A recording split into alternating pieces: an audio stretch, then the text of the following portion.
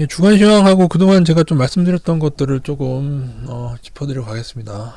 코스피 지금 반등은 했지만은 MACD 하방이 지속되고 있습니다. MACD 하방이 오랜만에 떴고 주봉도 하방이 떴습니다. 그래서 일단 인버스가 제가 볼 때 어느 정도 있어야 됩니다. 뭐 인버스 오래 하실 필요는 없겠지만, 반면에 이제 코스닥은 이제 IT가 강하죠. 그 IT랑 또 코스닥 제약이 좀 꿈틀거리긴 하는데, 어쨌든 외국인들이 코스닥 지수 자체를 조금 지난주까지 좀 올릴 생각을 했던 것 같아요. 앞으로 또 어떻게 될지 좀 지켜봐야 되겠지만, 2차 전지는 조금 더 휘청할 수 있지만 2차 전지도 또 때가 되면 반등을 할 겁니다. 그렇게 보시면 될 것 같고요.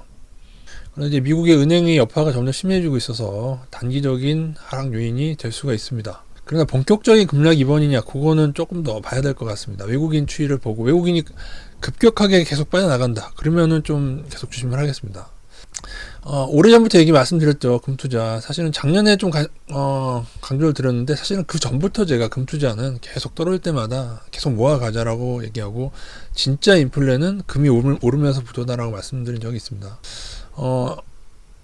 천연가스하고 원유가 하락을 많이 했는데, 원유는 아직인 것 같고요. 이것도 이제 연초에 골드만삭스 얘기할 때부터 알아봤지, 원유가 오를 것처럼만 얘기했지 않습니까? 그럴 때는 지금처럼 하락을 보죠. 천연가스는 이제 미국이 따뜻해지면서 급락을 했는데, 또 징하게 또 이것도 선물 플레이가 심해서 더 늘을 수도 있으니까 천천히 늘려가도록 하겠습니다. 절대로 100%다 매수하시기보다는 한 30% 사고 나머지는 천천히 좀 저가를 노리시거나 급하지 않아도 될 것 같은 느낌입니다. 그동안의 경험으로. 물론 이런데 단기로 좀 급등할 수도 있지만, 현재 좀 콘덴고가 많이 벌어져 있어서 그렇게 큰 메리트는 없을 것 같습니다. 달러 투자가 전 일부는 괜찮다고 봅니다. 환율은 언제든지 예전의 고점을 한번 꺾이더라도 한번 터치하고 꺾일 수 있다는 생각을 가지는 게 좋습니다. 요번에 그렇든 아니면은 뭐 진짜 나스닥이 폭락할 때 그렇든 간에, 그러나 올인은 금물이고요. 그냥 자산에서 2008년도만큼 그렇게 2007년 8년도만큼 제가 환율에 대해서 강조드리지는 않고 있죠. 왜냐하면 그 당시는 환율이 900원대에서 급등을 한 거고, 지금은 기존에 한 1200원가량을 이미 유지하고 있었기 때문에 그렇게 메리트는 크지 않다고 봅니다만, 그리고 저는 기본적인 생각에 달러의 문제가 많다고 생각하고 있습니다. 달러뿐이 아니고 원화도 문제가 생기겠죠. 부동산 문제로 인해서. 그래서 화폐 자체에 문제가 있기 때문에 뭐라고 한 거예요. 그래서 제가 금투자를 계속 얘기하는 겁니다. 달러는 안 좋으면 우리는 괜찮냐. 그러니까 통화 자체가 결국에는 나중에도 돈을 또 찍어낼 수밖에 없을 것 같아요, 미국은. 그래서 제가 금투자를 적립식으로 지속하라고 말씀드린 것이고요.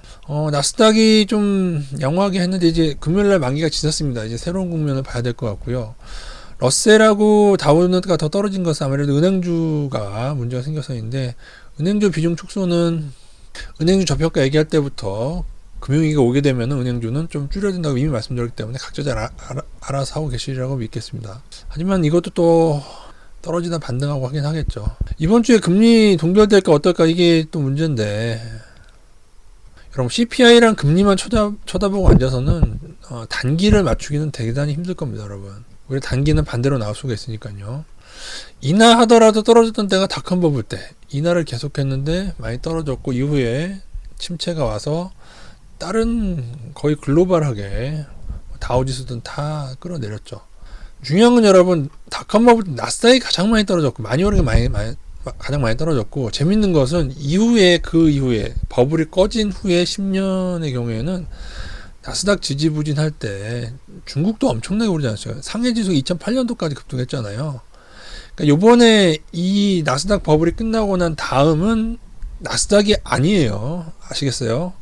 그 다음에는 우리나라가 될 수도 있는 거고, 일본이 될 수도 있는 거고, 모르는 거예요.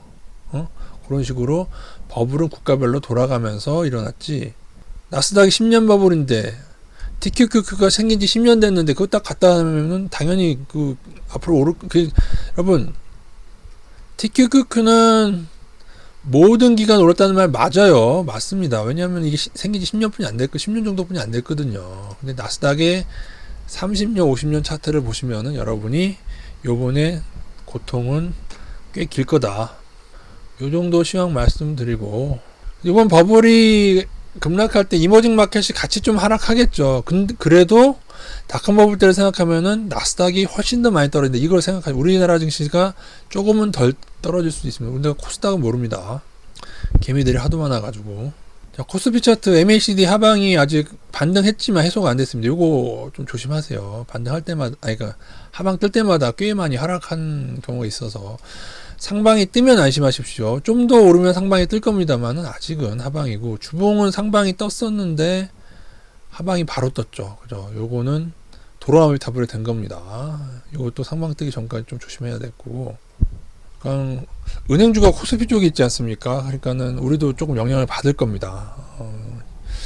나스닥과 다우와 러셀은 계속 지금 힘을 못 쓰고 있죠. 다우 지수도 조금 안 좋은 구간이라 차트가. 나스닥은 조금 양호해지긴 했는데 만기 후에 나스닥까지 다시 끌어내릴지 그건 좀 보도록 하겠습니다. 외국인 동향은 빠져나가긴 했지만 코스피 그렇게 많이 빠져나가진 않았죠. 근데 올해 요번 주에 만약에 코스피 외국인이 이렇게 빠져나간다 그러면 요번에 단기 급락이 조금은 더 심할 가능성을 염두에 둬야 될 것 같습니다. 단 이게 이렇게 훅 갈지 아니면은 이렇게 올라갈지는 좀 봐야 되는데, 근데 나스닥이 지금은 회복했습니다만은 다시금 장기 추세를 이탈하려고 하게 되면은 210주선이요. 요게 다시 깨지고, 그 다음에 요 까만색 라인 요번에 하락 추세였죠. 요거를 다시금 깨게 된다면은 단기 급락 염두에 두겠습니다. 이번에 아직 안 깼으니까 말하긴 그런데 요거 다시 깨면은 다시금 또 제가 급락 설레발을 또 한번 칠 수도 있습니다. 다시 이탈하면 더 안 좋은 거야. 살짝 깼었는데 회복했거든요. 근데 재하락할 때는 좀 대비를 해야겠죠. 인버스 비중이 지금 한 40%가량 있고, 이 중에 좀 다수는 그 나스닥과 러셀 위주인데, 상방은 지금 또 코스닥 IT가 좀 강해서 의외로 또 금요일날 또 반도체가 반등했죠. 하이닉스하고. 근데 이게 우리나라 증시가 반등하려면 나스닥이 버텨주면은 계속 코스닥 반등도 가능하다고 생각을 합니다. 우리 2차 전지가 추가로 무너지면 코스닥 지수 좀 영향을 받겠지만 IT랑 약간 디커플이 나거나 하면 그런데 은행의 여파가 같이 끌어내리지 않는가를 봐야 됩니다. 근데 그럼에도 불구하고 나스닥이 강하다 그렇게 된다면은 인버스는 40% 가지면서 60%는 조금은 좀 코스닥 IT 쪽으로 조금 더 가게 될 수도 있습니다. 근데 지금 진짜 복잡한 것 같아 상황이 지금. 왜냐하면 나스닥이 그냥 러셀 다우랑 같이 움직였으면은 좀 깔끔하게 좀 더 생각할 텐데, 그죠? 그러니까는 은행 위기가 마무리가 된다면은 그 반등하겠죠. 다우랑 러셀도. 근데 지금 이제 나스닥 상방론자는 기대하는 게 이번 주 금리 동결 아니겠습니까?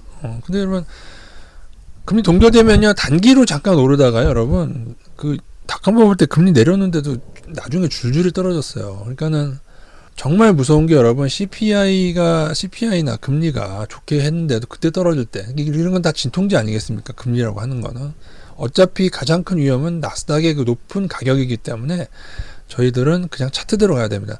예를 들어서 금리는 인하됐어. 잠깐 올랐어.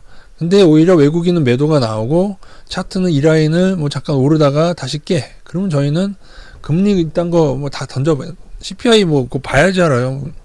원자재 가격 대충 보면 CPI 대충 나오는데 CPI는 저는 1도 고른 상황이 아닙니다. 솔직히 말하면은 지난번에 그냥 하락하는 길에 그거 뭐 빌미로 이렇게 했죠. 근데 뭐 개인들이 하도 폭주해서 그랬던 거 아니겠습니까?